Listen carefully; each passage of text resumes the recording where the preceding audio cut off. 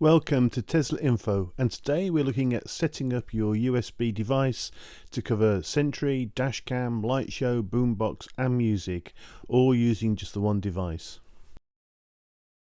When you buy your car, Tesla will give you a thumb drive, a USB thumb drive with a capacity of about 128 gig. However, this isn't the best device for the job. Thumb drives tend to wear out after a while, and we recommend using an SSD device like a Samsung T7 here, which is available for about $100. But there's a whole range of these SSD devices which just plug into the USB port. The other advantage of an SSD drive is you can actually create multiple partitions on the drive, which supports all the different uses. So on a PC, we're going to actually show how we set ours up, and we've created 3 folders on the PC. One for Lightshow, where there's an actual Lightshow directory and a folder for other Lightshows which are active at the time. We've got a second folder where we keep our music, and that also includes a folder for Boombox, and we've created an Ice Cream Van tune, and we've also got some Pink Floyd. And the third folder is for Sentry mode, and that also includes Dashcam, where you need a folder for Tesla Cam. Okay, to get started, we've plugged our new USB SSD device into our computer, and we're just using the Create and Format hard disk partition software already installed on our Windows PC. Just when you do this, just make sure you're using the right disk, because you could be formatting your hard disk. So the first thing we're going to do is create a boot partition, or the first partition, in FAT32 format. We've called it Sentry mode, and we'll show you a little clip in a minute of the menu items that you select to create these partitions. We haven't used the full disk here, we've just used a part of the disk, and you'll see it appear in a second. The second partition we're going to create, again, isn't the full disk. It's just basically a part of the disk, and when you click on the create partition, you get a little wizard appears.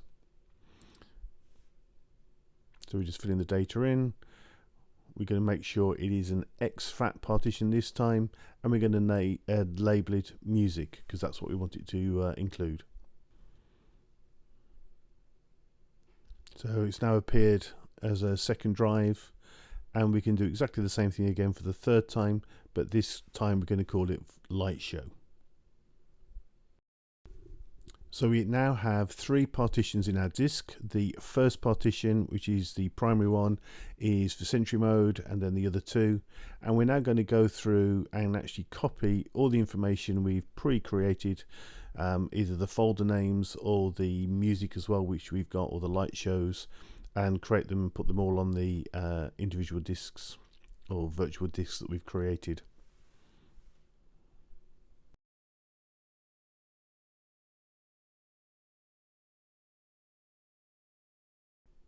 The nice thing about using your own music is you're not limited to MP3.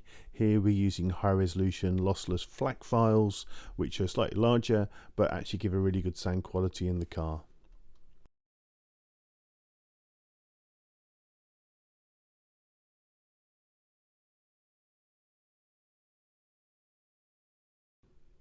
When you come to do the Boombox files, then you're only allowed to have so many, so we've just got the one.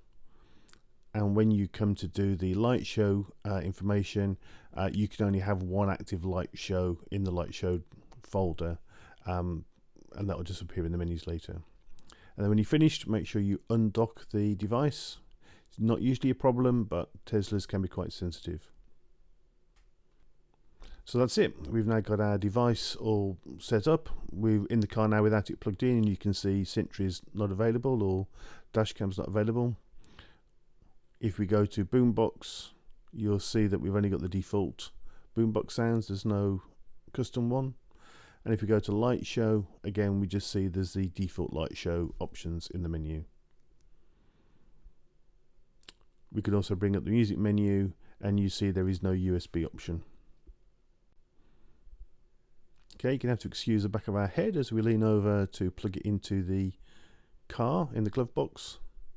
And almost straight away you can now see the ability to record has appeared, USB music has appeared in the music icons, and we can see the 2 albums that we've got.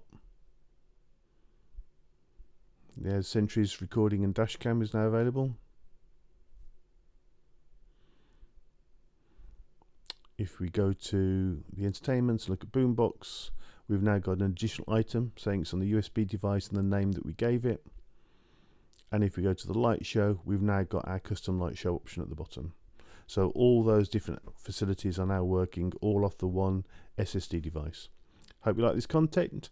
If you do, don't forget to like the video and subscribe to our channel. See you next time.